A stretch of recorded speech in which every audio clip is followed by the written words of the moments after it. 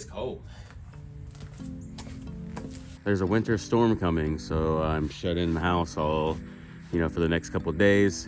Somebody, my last Q&A video, somebody asked this question. Well, it's not really a question, it's multiple questions, and I've been meaning to get to it, so I think today is the perfect time to get to it finally. Have I ever ran across druggies or homeless people? Yes, all the time. Especially when I get to like major cities, as soon as you walk into them or ride into them in my case, you will instantly see squatters on bike paths, or you'll see squatters in parks, and you'll see druggies as well. On this one particular occasion, a little fun story, I was in Florida and I was trying to find a stealth camp spot. So I found this spot. You could tell there were squatters there. There was like shit everywhere. I mean, trash, like there was even mattresses, like junk everywhere. So I was like, okay, this is a squatter haven, but there was no people there at that time. So I was like, all right, cool, man, no big deal. So I set up my hammock and I just started hanging out, and I was there for a couple hours. A couple hours in, this dude shows up out of nowhere, stumbling in the woods, and he's all like, yeah, man, I own this property, my family, man, that house is up there. If you go up to that property, man, you're probably gonna get shot. I don't care if you stay here, man. Do you know where I could find a meth pipe at? And I'm just like, is this dude for real right now? He's really looking for a fucking meth pipe right now. And the guy's like walking around this like area just trying to find this fucking crack or meth pipe. And I'm just like, I got my knife in my pocket, like, hopefully this guy's not gonna do anything. He didn't do anything, he eventually left. But as soon as he left the area, I immediately packed up my shit and rolled out. And where did I camp that night? I don't remember. I think I went like maybe a mile or two further down the road, and then I camped in another wooded area. It was right off a bike path, but yeah, it happens. You'll run into them, I mean? Just be prepared to defend yourself just in case something would happen. But I've never had a situation where I was in danger around people. If anything, homeless people and druggies were probably less dangerous to me than normal people. But then again, who knows, right? So another question he asked if I hang signs up asking for help or anything. Nope, never do it. I do have my own little income, and I do try to budget as the best I possibly can when it comes to traveling, and I think everybody should too. You shouldn't be going around traveling asking people for money, period, honestly, because to me, traveling is a privilege. It is, and you got to be able to afford it on your own. So if you cannot afford to travel, you should not be. I mean, trust me, I did the same thing. I did it in 2024. I was like, I was broke because I was stupid with money a few times, and I was begging people for money. Don't do that. Just be prepared to fucking have enough money to travel, or just don't travel. And I know that sucks to say that, but just don't travel unless you're insanely homeless. If you're like a homeless dude and you have nothing going on and you're walking around one city just trying to live, just travel. I know that sounds insane, but I'm telling you, there's a lot of people out there that are homeless that just don't think they have any hope. And maybe that is probably the case. Maybe they're just so far gone, from being in.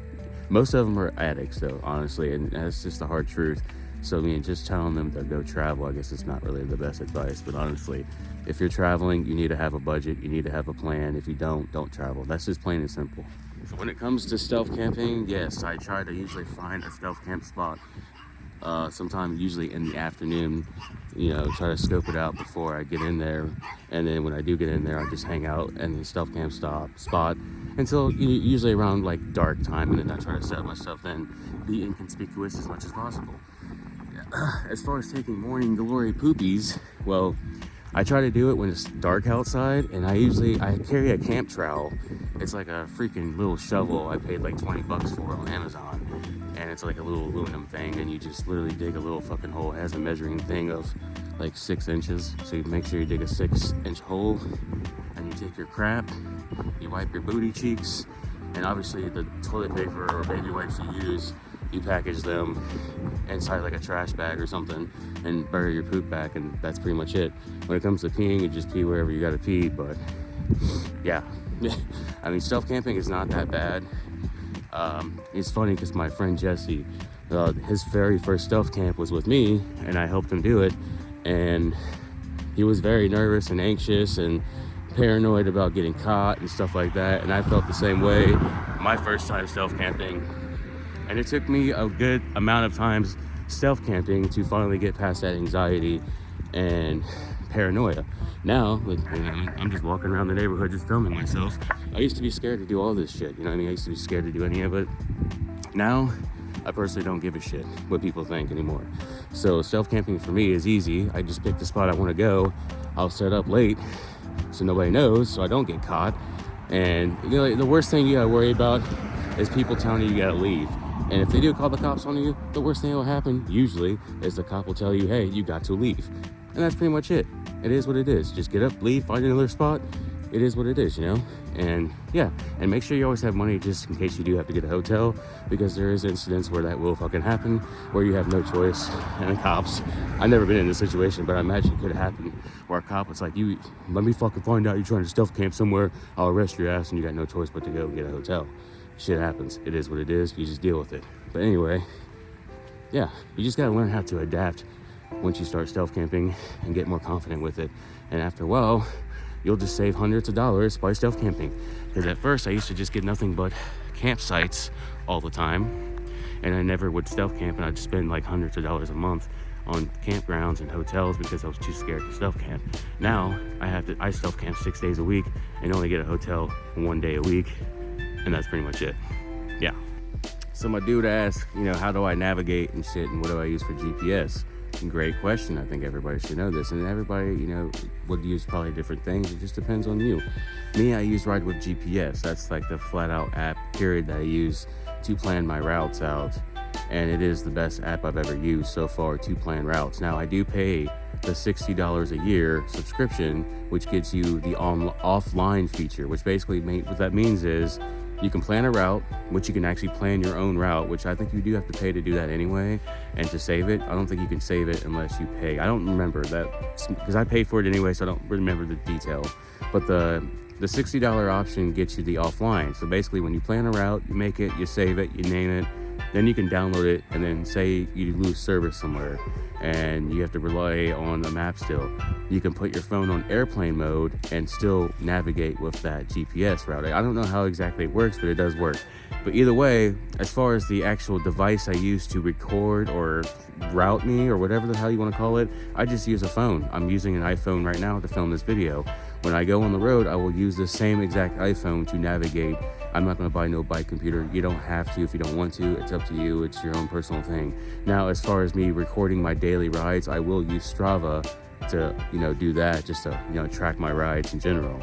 And because people do follow me on Strava, a lot of people don't use Ride with GPS for some reason, except for routing. And it's weird, but I don't know. I guess you can use both, but either way, I use Strava to track my rides, but I use Ride with GPS for my routes specifically, and I do pay the $60 fee. And like I said, you don't need a fancy bike computer, and it's starting to snow out here, and it's pretty awesome. But it's not, because it's really cold. But either way. All right, so yeah, having two bikes, I guess, makes kind of sense. But me personally, my bike was about $1,300, and I have thrown well over $1,000 on it. And that is my travel bike. And yeah, personally, I would like to actually have a separate training bike instead of a travel bike and then a training bike. That would make sense to me. But as two bikes to travel on just doesn't make sense. I never had to ship a bike personally, but it's actually more simple than you think. I know you have some paranoia, but all you gotta do is get a bike box from a bike shop, or you can buy a bike box yourself. And you can actually pay bike shops for them to disassemble your bike and box it for you so you can ship it yourself. There's a website I think it's called bikeflights.com, and that is the best way, I think, to ship your bike. And it's pretty straightforward. It walks you through everything you need to do, like as far as shipping it and everything, the cost. And I've never heard any bad things really about that, to be honest, but I've never personally have used it myself or shipped a bike myself. I travel everywhere anyway, so I just take the bike anyway. So now I like when cyclists always debate about what kind of frame they should have when it comes to bike touring. And I've seen people ride with carbon, I've seen people ride with aluminum and steel. It really doesn't honestly matter. I think it's personal preference, because at the end of the day, I don't think you're rocking out a whole, 500 pounds of gear, you know what I mean? But me personally, I prefer steel bikes because, one, the most important thing is, say you're on the road and your frame snaps somewhere. Like, for example, my bike, I have a Surly Bridge Club, it doesn't have a derailleur hanger. It's like automatically part of the frame. So if my derailleur hanger gets ruined on my bike, I can get it rebuilt basically because it's a steel frame. So like, say if it gets, broken or whatever, the parts can be re-welded. That's why it's double I forgot what that damn chromely double-butted steel, where there's like another piece of steel inside the tube so you can overlap and re-weld it again just in case something does happen. That's the cool thing about steel bikes. So yeah, it's more preferable if you get a steel bike. Granted, you probably would pay a lot more money, and yes, they are a little bit more heavier. However, they're more sturdy, they last longer, they're easily more repairable. And yeah, it's just an investment kind of thing, but it is personal preference at the end of the day. I've seen people out there rocking out aluminum Poseidon fucking bikes and they're going across country with them. So I don't see, you know, it's really just whatever you got. Whatever bike you got really at the end of the day could be used as a traveling bike. I mean, hell, back in like World War I and World War II and back in the day, they were using bikes for combat. I'm just saying. And they were shit bikes back then. They weren't high speed like they had now with electronic fucking shifting and shit like that. Like now, it's just everybody wants all the most high-tech, lightest shit possible, but they don't remember, you know, how everything started back in the day. 2 wheels, simple brake system, simple blah, blah, blah. So I'm just saying, personal preference. Anyway, man, thank you so much for the questions. And, you know, I encourage anybody else in this video, go into the comments if you guys got any more questions about bike touring that I have not ever answered yet.